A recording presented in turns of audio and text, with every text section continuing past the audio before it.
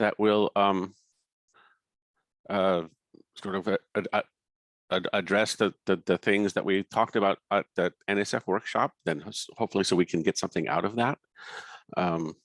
And I'm first, not for any reason except that I was close to hand and we wanted to get the talks going. So there's nothing political about why I'm first. So I'm going to basically give a slightly extended version of the presentation that we made at the NSF Futures workshop. Let me see if I can share screen.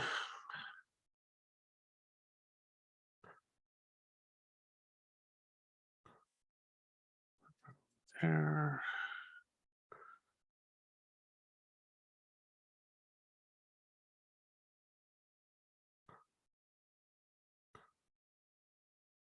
All right. If somebody, at this point I should be sharing, so I hope you can all see my screen. As usual, I can't see what's going on with this one. Okay, good. All right, so the group I was working with was looking at basically rebuilding a structure based on the Legacy Arecibo design. The reasons for this mainly are we think it's the fastest way to get full scientific capability on the sky. It's probably the cheapest way to do it. It's a way that has that will give good capabilities to all of the traditional users of Arecibo, astronomy, planetary radar, and the atmospheric radar. And this is a slightly extended version of the presentation that we developed at the NSF-sponsored options workshop held a couple of months ago.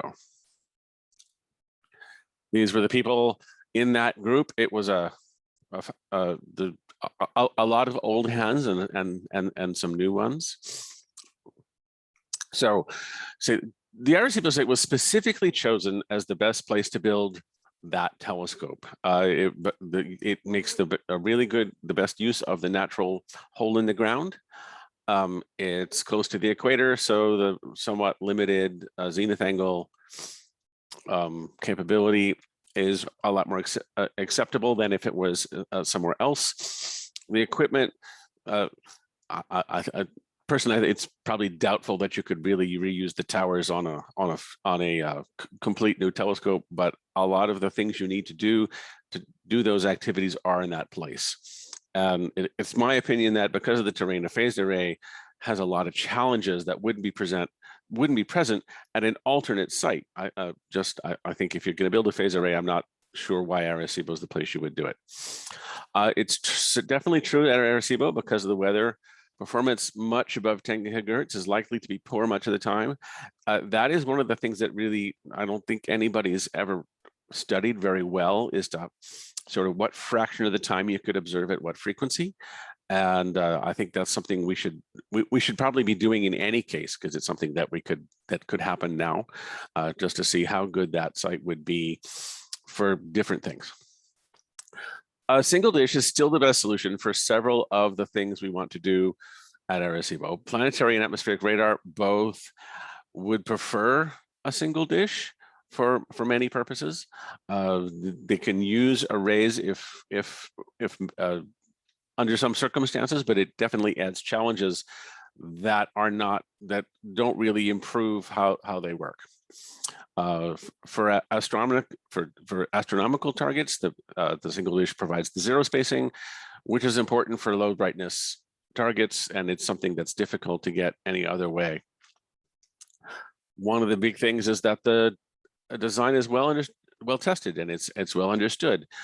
We know that it failed, but it did last 57 years. I don't know how many of you have looked at the report on probably what happened, but one of the major conclusions of that was that no one in the industry has ever seen this kind of failure before, and maybe we understand it now and we can deal with it.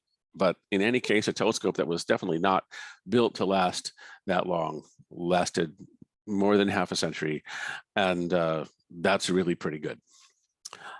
And one of the things that's, I think, on Arecibo when we're thinking about this, so given and traded Arecibo, we always chose sensitivity over the other considerations, right? It was really the light bucket is what we were after, and other facilities have other advantages, but the suspended structure and the blockage, right, they affect the dynamic range of the telescope. They don't help the spectral baselines any, and there are other designs that would improve those things, but mainly what we're after is collecting area in a small space.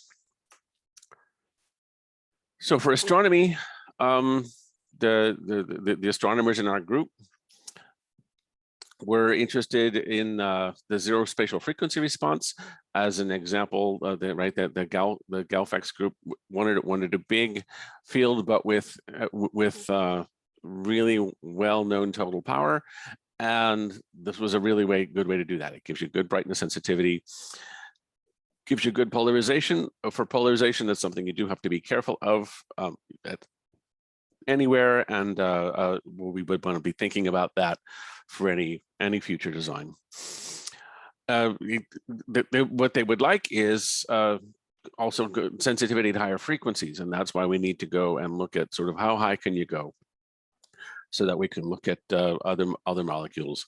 And of course, high time resolution. Arecibo was one of the first places to do time resolved astronomy. That I think had to do with the radar background and the fact that there was a lot of knowledge about how to do time resolved things. And so time resolved astronomy is one of the one requires very high requires high sensitivity, and requires the facilities that are able to do that kind of work. So for planetary radar, we think that a sensitivity improvement of at least 3 over the previous telescope is readily achievable. A lot of that would be a change done just by changing the frequency of the radar, the wavelength. The radar, it was a big industrial machine designed with a lot of history in it, and if you were going to do it again, there's no particular reason to stick to that wavelength. We would want to go up in frequency a little bit. One important thing so a lot of the interest in planetary radar is in asteroids, and asteroids often have uncertain ephemerides. And oddly, what that means is we need the largest possible beam width and the highest possible gain, which are, of course, the opposite requirements. But what that really means is that you need the most compact possible antenna in order to get those things as well as is possible to do. And that means a single dish. We need rapid response to targets of opportunity. That's a lot. That's hard to do with a distributed facility. I'm not saying that having like 5 antennas here and 5 over there and 5 somewhere else, that gets to be complicated when you're trying to do a rapid response. That's not to say that an array is an issue, just that a distributed facility with antennas over a large area is complicated. Again, we need good polarization. And so no other current facility or planned facility approaches the sensitivity and the just usability of the Legacy Arecibo telescope. And we're gonna be able to improve that by, as I said, a factor of at least 3 in sensitivity and comparable increase in resolution, and we might be able to push that a little farther. We would very much like to increase the zenith angle coverage to get a little south of the equator. That would have the additional advantage that it would allow us to do radar studies of objects in Earth orbit, which is of interest to a number of people. Several times we've been asked if we can look at geosynchronous satellites, and the answer there was always sort of, but not very well. And a few more degrees would really help a lot. And so we are interested in increasing the zenith angle coverage. For SAS, they want the ISR back. They want the ability to that really high power, high sensitivity radar. The plasma and gyro lines was a thing that they did all the time. We'd like the ISR on the same site as the HF facility. So bringing back the HF is great, but it would sure be nice to have the ISR there too. And of course, Arecibo had this unique combination of having both the LiDAR and ISR facilities co-located and co-pointed if they wanted to. So the highest high sensitivity gives you all the things you'd expect from high sensitivity. To be honest, this is not my field, so I'm not going to be able to go into a lot of detail on it. But a lot of times I've went into the control room when people were observing, and you'd see faint little things that you wouldn't be able to see anywhere else. And as I said, and so it was. We really want the sensitivity back, and we like it back while there's still people who are interested in using it, so that we so that the legacy staff can bring the new people online, as it were. So what do we want to do? We want to increase the sky coverage. Everybody agrees that's true, and we would like at least the same collecting area. If we could get more, that would be the same as fast. We want good, what I'll call optical performance, meaning the radio optics. We would like them to work well between about 200 megahertz. That number is a little soft, to something like 10 gigahertz. And that asterisk there is again referring to the fact that we need to study where that would, what's the right number for that, because that affects the accuracy requirements of the telescope, and it affects the material you make the dish out of. And so there's no point in going to a frequency that is opaque, but we would like to go obviously as far as we can. Both the ISR and planetary transmitters can be improved and should be based on state-of-the-art technology. For the planetary, that may not mean, for the ISR, that probably means a solid-state system. For the planetary, I doubt it, but nonetheless, the system that was in use had a lot of just legacy equipment left over, some of it left over from the 70s, that we would probably do a little differently. We really want it to be operational soon. We want, the original telescope was built in less than 5 years from meeting conference abstract suggesting it was a good idea to first light. I doubt that that's possible in the current scheme of things, but we would like to be operational in 5 years. And just because otherwise we're going to lose a lot of the capability and the interest as people move on to other things. And I think these things are all achievable with an improved single dish design. Right, the Legacy telescope is a proven design. We know how to build it. It had some problems, but we understand most of those problems. And so that's why it is that I think we can get this built quickly. We're getting full science. We can improve the sky coverage and collecting area. We did learn a lot about how that telescope worked over 50 years. And modern technology will make some things either. It doesn't make steel any less heavy, but there are things that we can improve significantly in order to make the system sturdier, although again, 50 years is pretty good. The design is suited to the existing site. That site was chosen in the whole world as the best place to put it. So it's just really perfect for that site. The single dish design really gives you a lot of flexibility for user developed equipment, but there's a single feed. It's fairly accessible to multiple instruments. There's a single IFLO system that can bring all of the signals down. So if you want to develop user equipment, it's a whole lot easier to do on a single dish than it is on some other kind of system where you have to integrate in a lot more in a much more complicated way. And to some extent, that means that you can risk a little more money on doing something really state-of-the-art or really expensive because you only have to build the one. We think that the operational cost is likely to be lower compared to an antenna array. That's something that always has to be studied in more detail, but it's mostly been our experience that is likely to be true.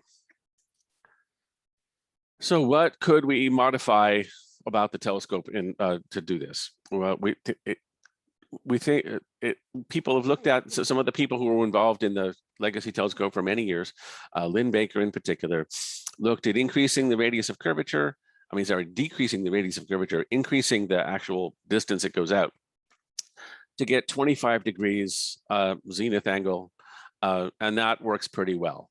He looked at going farther up to 35 degrees, and you start to get a pretty big secondary, and you start to get some blockage. So that needs to be optimized. He just tried those 2 cases, so we can look at 30, but we can go up, and that gets us somewhat in the southern hemisphere, somewhat below. So somewhat below zero declination, not a long way, and it's very doable.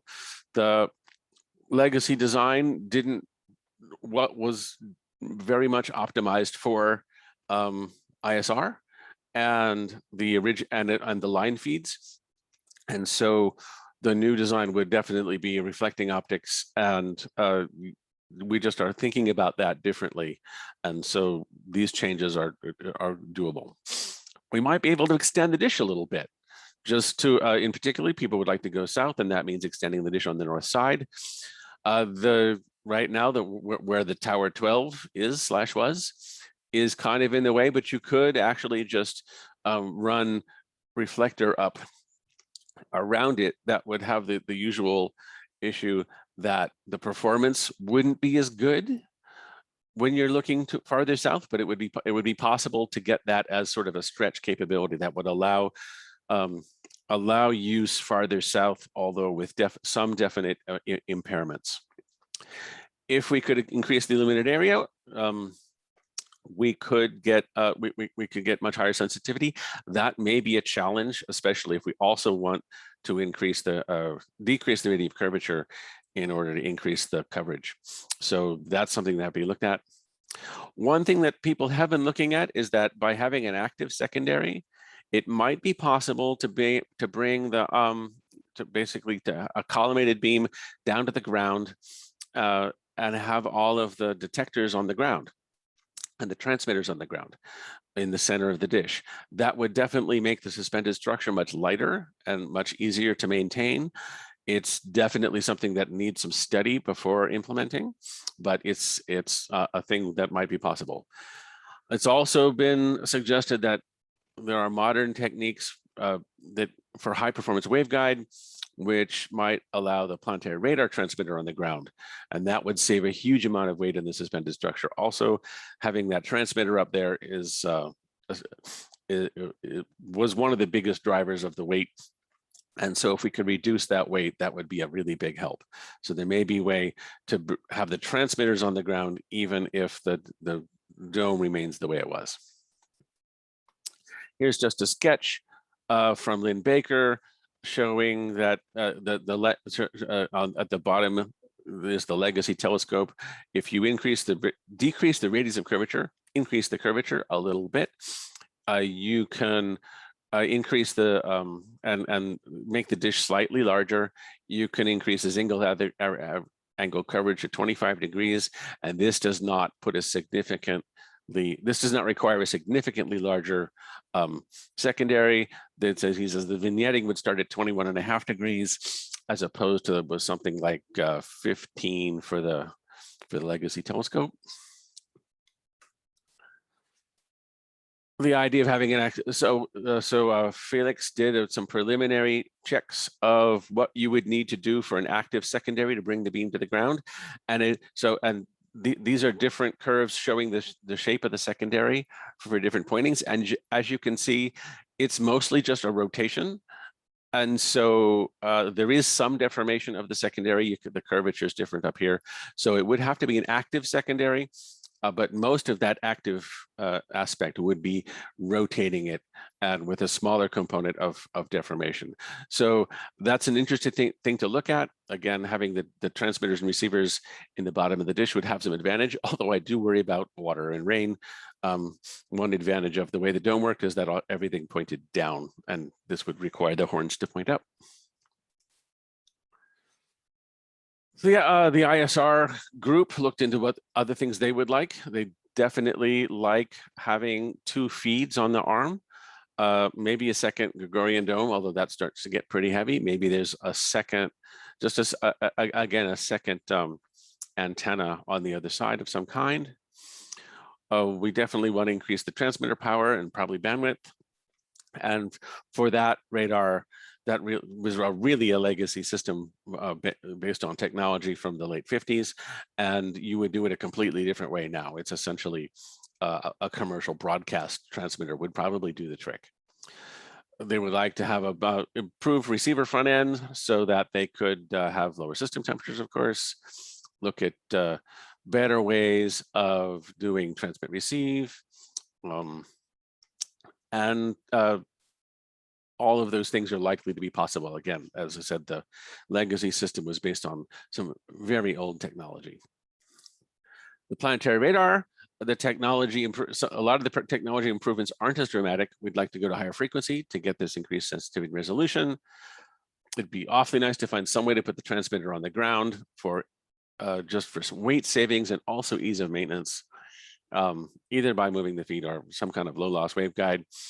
And if it was on the ground, you could probably have higher power, or you might be able to have higher power because you wouldn't be confined to that small space and you could do the signal combining better. And the planetary radar group would probably like using this upgraded ISR radar. The planetary work is a lot easier if you do it with a continuous wave operation instead of the pulse radar, and with some kind of solid state system that's likely to be very doable. So what do we need to do immediately? We would like to study this idea of the focal point on the ground, see if there's some way to do that. There are some losses involved, so the improvements would have to overcome those. They would definitely, it would probably save a lot of weight, although we would need that active secondary, and have to see if that actually compensates. And I worry about flood danger, right? There has been feet of water under the dish more than once, and that it would be unfortunate if all of your expensive electronics were there. One thing we can do essentially immediately is look at the water column and the transparency to look and see what the upper frequency limit might be. What fraction of the time can you do 10 gigahertz? We've always looked at that you notice when the weather isn't good enough to do your frequency, but it's less common to actually go and monitor that. That's worth doing. How often can we do 10? Can we go to 13? Can we go to 15? Can we go to 20? I doubt it, but it's not something anybody has, to my knowledge, quantitatively looked at. We would then want to design the main telescope to be essentially perfect, gain above 10 Kelvin Jansky, TSIS less than about 40 Kelvin, at whatever frequency you can sort of observe half time at, right? If you have a pretty good shot at making it work, you'd like the telescope to really perform well. We'd like it to be usable, meaning it's still a telescope and it still gives you usable signal, mostly for testing and for doing experiments that are a little different, at the sort of 10% observing time frequency, where, on a really good day, you can actually do that observation. And again, the telescope won't be perfect, but you can at least try. Here's a vague timeline that if we decided to go, the engineering studies would take something like 6 months, especially if we get started on those long-term studies of what's the best way to do it earlier. That would be, and those would be, right, what's it take to increase the zenith angle? What's it take to enlarge the dish? Is it possible to do that optics in the ground? We need to do civil engineering, permitting, and contracting. That's going to take a whole lot longer than it did in the late 50s. And so that's going to be the 6 months, maybe optimistic there. 3 years of construction is plausible, I think. And then, of course, once the telescope is up, we'll be installing equipment and commissioning. And I'm sure as soon as there's any kind of a receiver on the sky, people will want to start using it. What other kinds of things can we do? Well, once you have the main telescope, now you can add those other things in. You can add satellite antennas for really high sensitivity, short to medium baselines for interferometry, and also for ISR. Arecibo is used for many years in VLBI because it wasn't always exactly where people wanted it, but the fact that it was so much more sensitive than any of the other antennas made it really good to include in that system. And this way, we could have a really good, very high sensitivity interferometry sort of station, yeah, with these baselines. One of the things that I think it would be really, really helpful is to get local expertise for design and implementation right on the island. One of the biggest issues that we had over the years was that when a lot of the work was being done in the mainland US to do the design and to do those sorts of things, there was a lot of work and moving people around to be able to test things on the telescope and to get things going. It'd be really nice if we could have develop the local expertise to be able to do that there, and so that we and I think that's probably also achievable in sort of a 5-year time scale. Based on just experience with other telescopes, right, that aren't too different. We have a cruise estimate, a rough order of magnitude would be, I think, somewhere between 200 and 300 million, maybe closer to the high end of that. On a time scale of 5 years from decision, operations would be, as we know, the previous operations budget was not enough, and that was part of the problems we've had, and that was true for many years. And it's also true that if you just build this telescope and aren't willing to pay the money to operate it, then nothing really improves. That you do need the budget and the program to do continuous improvement, because if you don't do that, it just sort of stagnates. And I think that's the end of my presentation. So I think Natalia will be shepherding questions. We do have some people who've agreed to be panel members, and Robert, you're it. We had a lot of the people I've tried to get were not available, so it's a smaller panel than I was hoping, but thank you. Thank you, Mike. This was super interesting. So we have the first question from Jonathan Friedman. By how much could you reduce the blockage of the reflector by using a secondary and placing receivers on the ground? I don't know how much it would. It should reduce the sort of how beefy the backup structure has to be. Right, the platform itself is the main blockage element. It would not change the size of the secondary, because that you still need the amount of stuff up there to collect the light. But it might be that we could reduce the sort of the mass of the platform, which would help somewhat. It wouldn't be a huge. I don't think that reducing the blockage would be the main advantage. Okay, thank you. Are there any other questions from the audience? Yes, Robert. I had a bit of a comment on placing receivers on the ground. I don't know if it's really a question as much, maybe a discussion point, which is that I remember when we first floated this idea, I think probably in December on the chat thing we were using at the time, I did some calculations of how large you'd need to be to illuminate the secondary from the center of the dish, and at the low frequencies it gets ludicrously large. Yeah, well, the idea, I think just having a pure focus at the ground, I don't think works. I think you need re-imaging optics. So basically you would have a second dome with a tertiary, but a large tertiary that would re-image the optics, would essentially be the previously existing Gregorian upside down, with again going to a point feed. I mean, one thing I was wondering was maybe having the green bank solution, of course, is to have the prime focus stuff, as they call it there, straight out into the beam in their prime focus, and have higher frequencies at their tertiary focus. And so possibly you could have things like the radar, particularly if it's moved to a higher frequency, with a much smaller, you then need a much smaller tertiary on the ground to bring that to a point. I think the details of that are complicated and definitely haven't been worked out. I've been working with some optics people here in Arizona to think about what might be possible, and some of the people there have been looking at the mirrors too. Okay, thank you.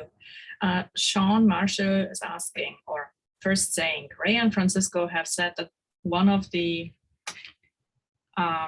main reasons for pushing for something very different from the old design, like an NGAT, is that we were constantly struggling to get sufficient funding for the old telescope's operations. They think it would be easier to get a steady stream of more operations funding with a new design. What is your response to this?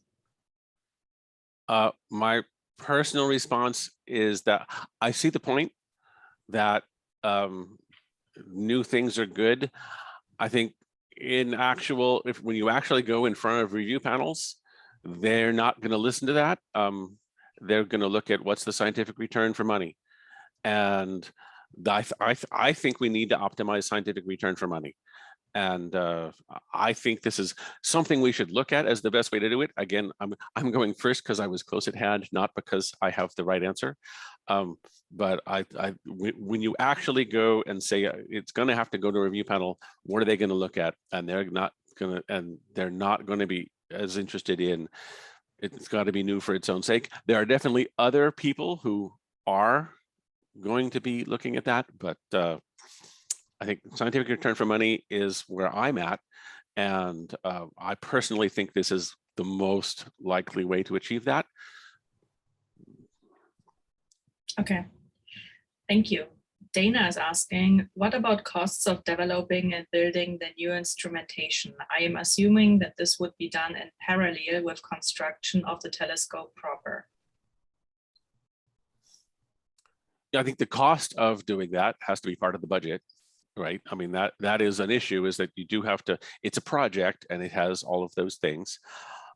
I would be interested in bringing that development to Puerto Rico as part of the task, so that, again, so we're not building stuff in, I mean, historically it was always either Charlottesville or Ithaca, which are perfectly good places, but there would be real advantages to having it done locally.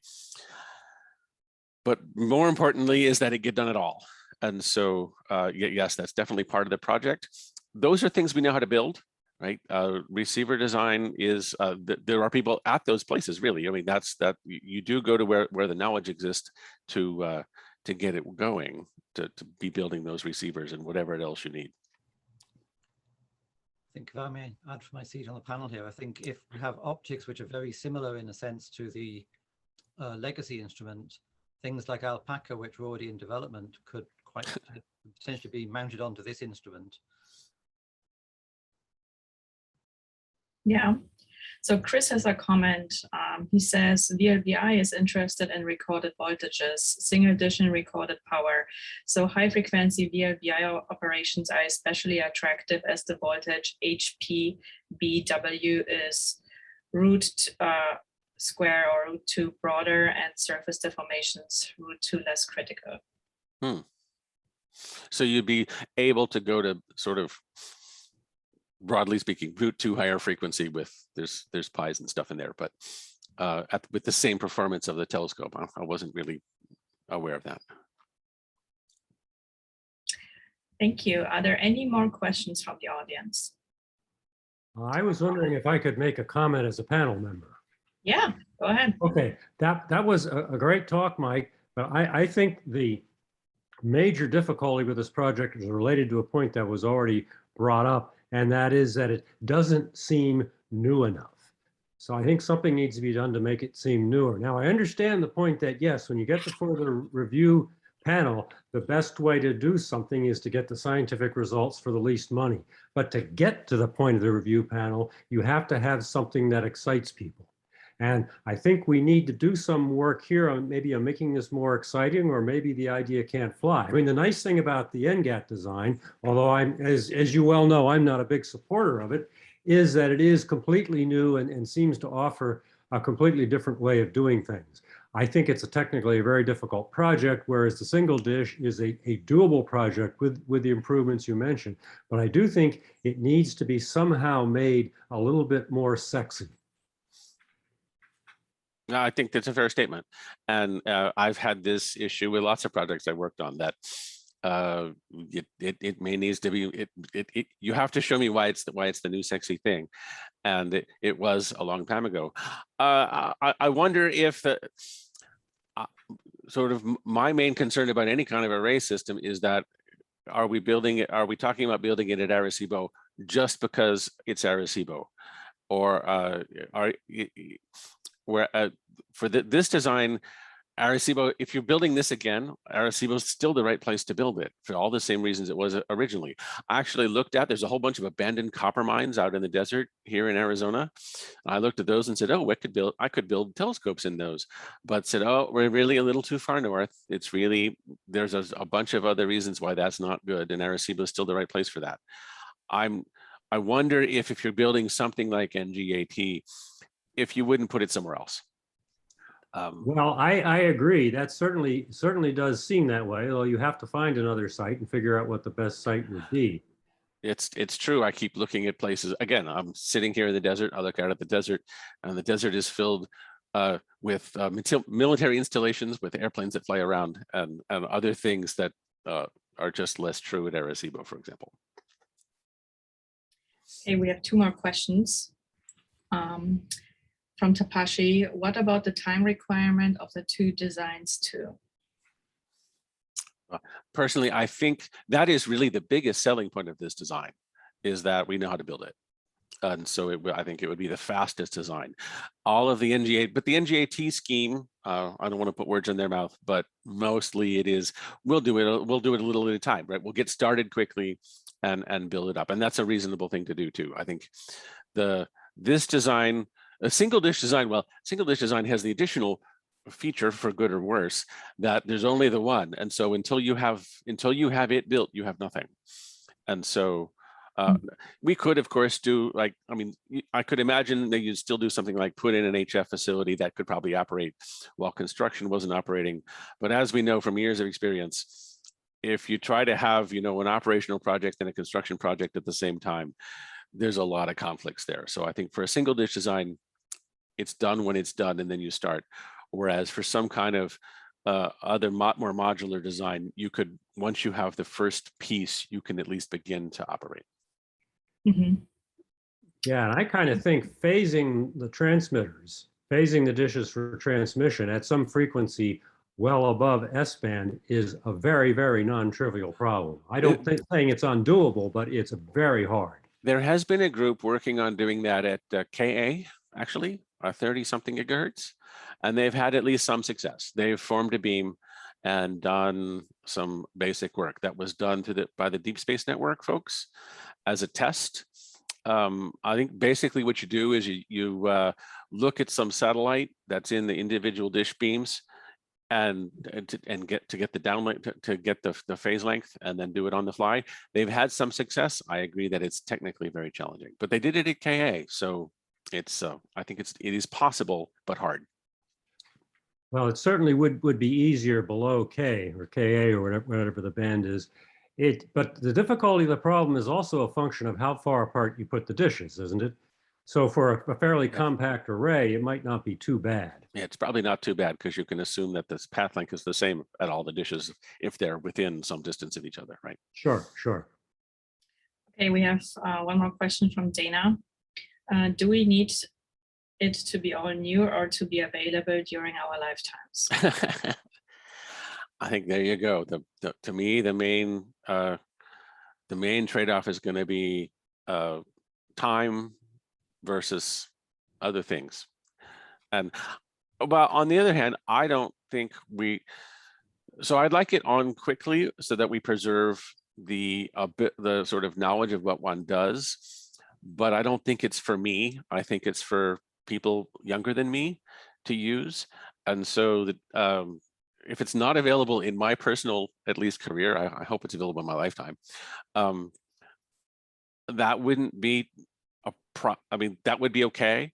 But if we lose the understanding of what it is you do and why you do it that way, that would be unfortunate. I mean, it's not like radio astronomy is going away, but a lot of the sort of things that we did at Arecibo will wander off.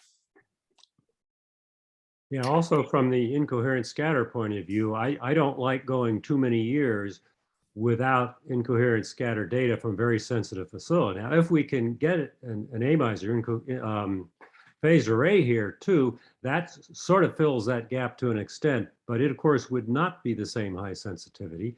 And there is just no way to do the kind of plasma line work and composition work that with an AMISR. It needs to be a very sensitive instrument to continue the continuity of that data.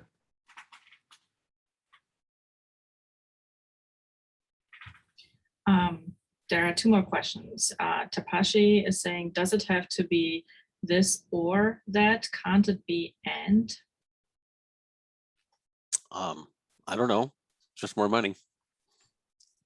Okay, it's a money question. And time. I mean, it's more to do. Well, if you're building, I mean, if you're building them in the sinkhole, you're building a structure. I don't think you're going to simultaneously build a single dish and NGAT in the sinkhole. That I don't quite see how that would work, but maybe I'm just not creative enough. Well, maybe you could put the single dish in the sinkhole and site other dishes around it, but given the terrain around Arecibo, that is not such an easy thing to do.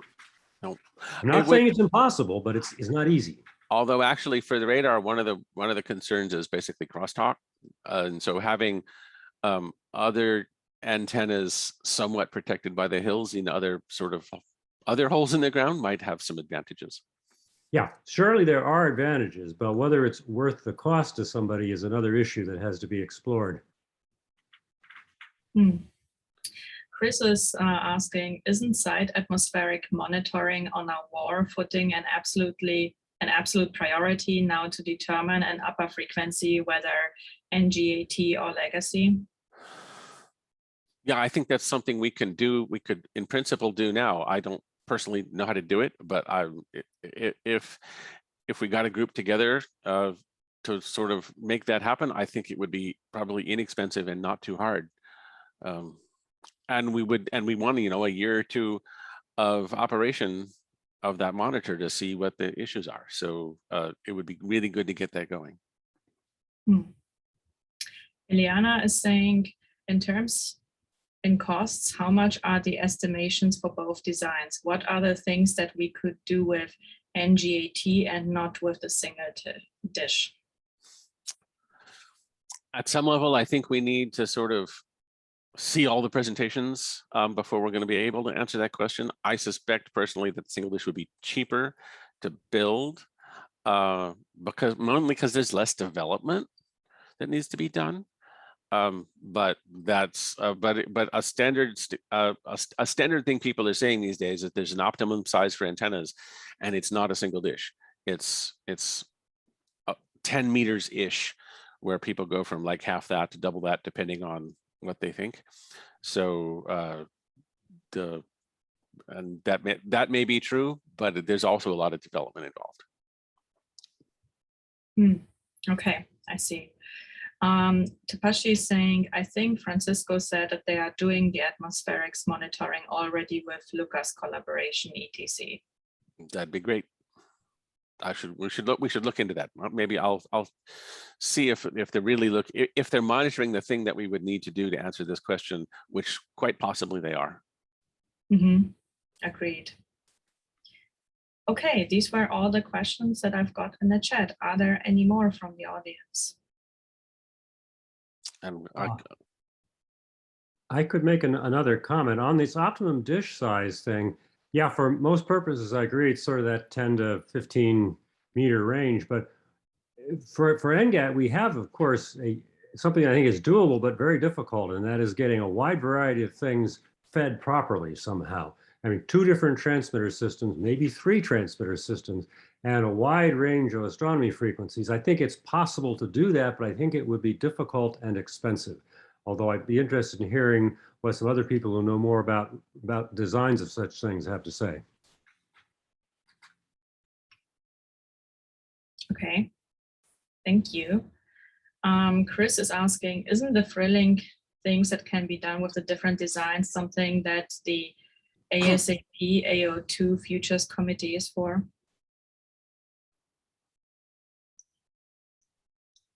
I would say probably yes. Don't you think, Mike? I mean, sure, I think so. That right. So this talk was sort of organized by the ASAP group as part of an effort to get to get this focus committee going, to really discuss and not just have separate presentations on things, to really discuss what the different advantages are and try to at least advise people and say, yeah, we've looked into this, we've looked into that, and have and develop a plan going forward. So yes, that is exactly what we're trying to get this committee to think about in order to make these decisions, because so far everybody's looked at their own, but we haven't really had an organized group trying to figure out what really is the best from both political and economic and scientific tasks.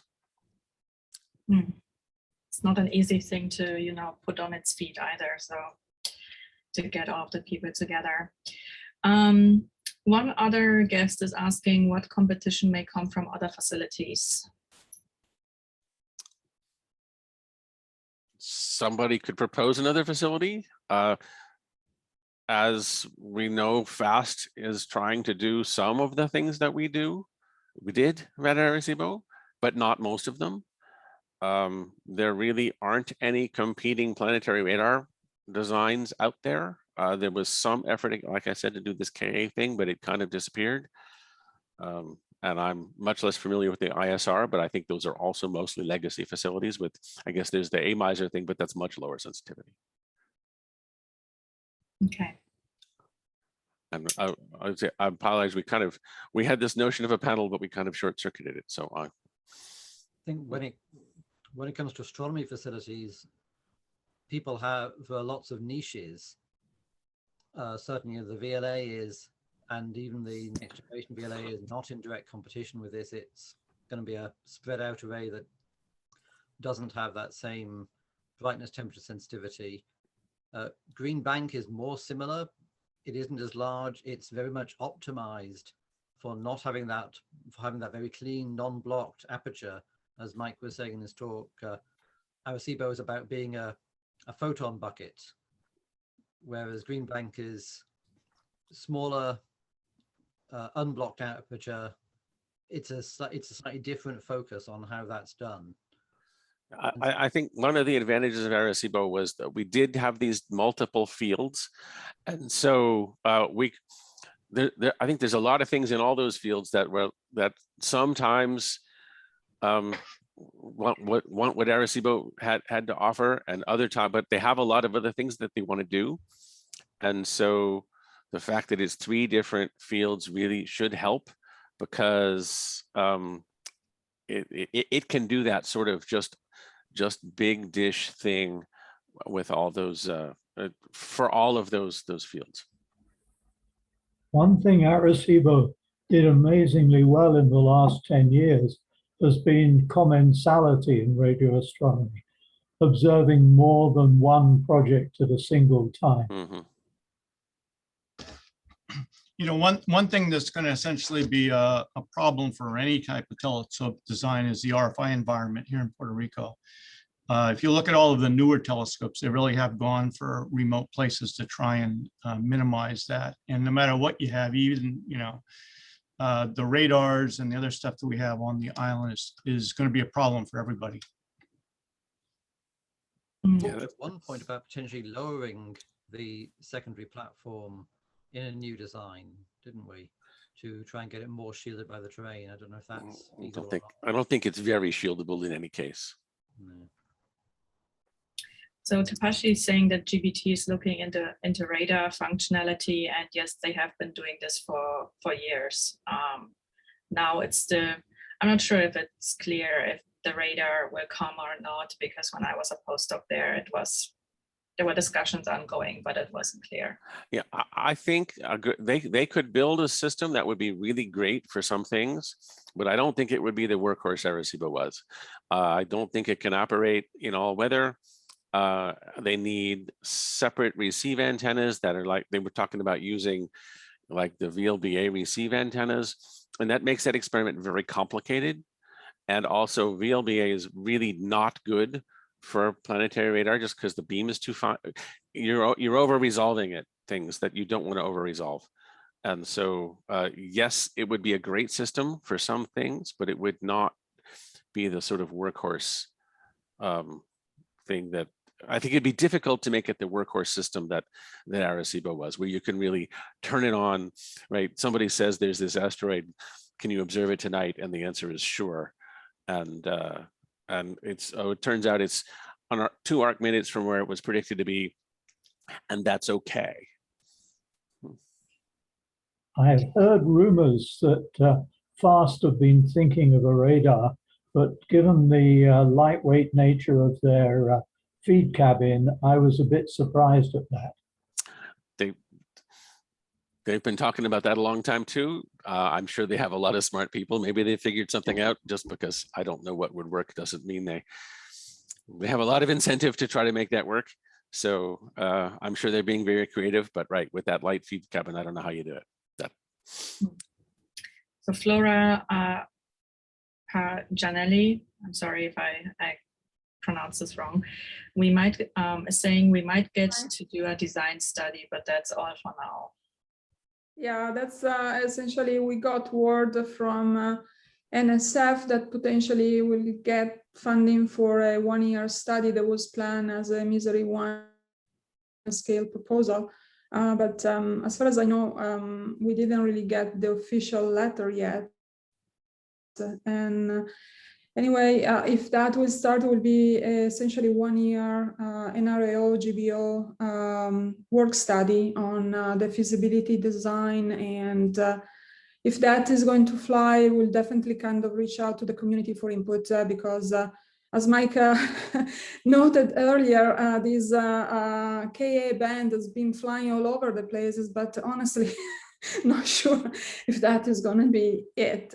So we'll definitely welcome the input later on, hopefully. Yeah, so so maybe 10 years ago, I was talking to Karen O'Neill about what would you do, and said what Green Bank should do is put a small Ka band radar, and it would be stunning for high resolution imaging. But I think it'd be difficult to make it a workhorse system. It might be a really cool, really high resolution, detailed system for occasional use.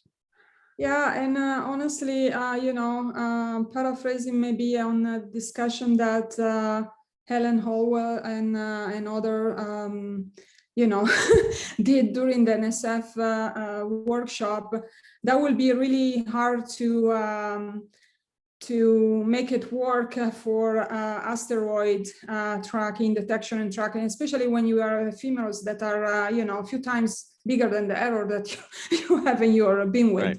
So that's why I mean, it's definitely a potential for really high resolution when you are talking about geosatellites or things that we know orbit, where right. They are, but not for other, it would be a little bit more challenging. So that's why the study and that's why input from the community will definitely be welcome. And the consideration for perhaps a K-band rather, so 18 gigahertz might kind of, you know, be split up the issue there. And we'll see. So that's all, you know, something that will need to be seriously evaluated.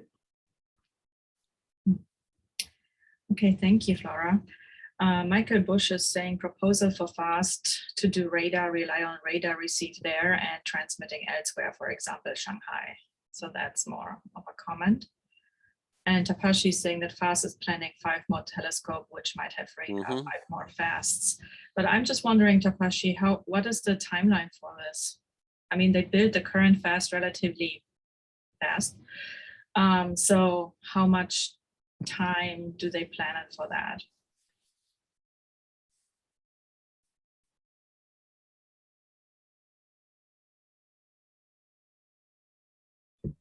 Okay, I have no idea. So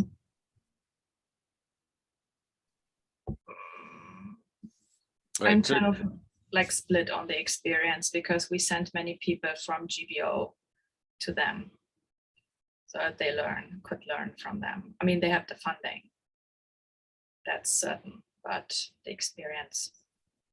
Yeah, sorry, Natalia. I was just typing. I don't know their time scale, but they learned a lot, of course, from the building the first one. So other five, I think they're going seriously about that, and I don't have any personal knowledge about what time scale. Was this said at the US China workshop, the one that was organized by NRAO a couple of weeks ago? Yeah, I didn't attend that one. Sorry. Okay. Well, I'm just curious. Yeah, Okay. it was not discussed there in the US-China workshop.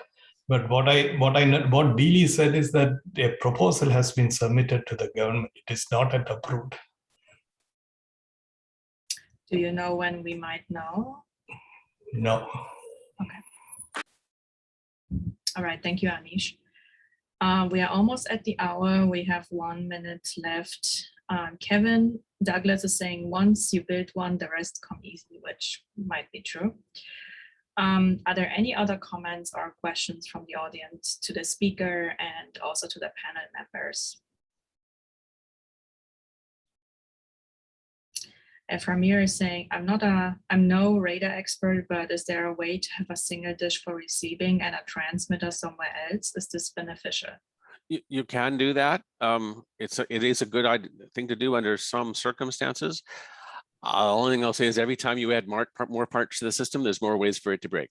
And so we do that sort of like 10% of the time. We do what we call bistatic radar, transmitting one place, receiving another.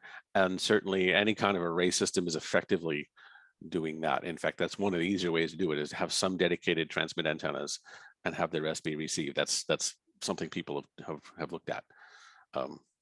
But if you have one big, if you're spending a lot of effort on a big antenna, two big antennas isn't easier. Okay, I see. Kevin's remark, once you build one, the rest come easily, might be a fine way of rounding off Mike's talk. Yeah, thank you, Mike, for this super interesting presentation. We have all of this recorded. If you know of colleagues who can not attend, or if you would like to have a recording of that meeting, we will put it online. Thank you so much for attending today. We will meet again for the next Arecibo Futures Science Lunch Talk. Hopefully in a week or two, we will make this announcement in due time. And I would like once again to thank the speaker and all of the panel members for contributing to the ongoing discussion. And I will see you soon. Thanks, everyone. Bye. Bye. Bye, thanks. Thanks, everyone. Thank you. Bye-bye.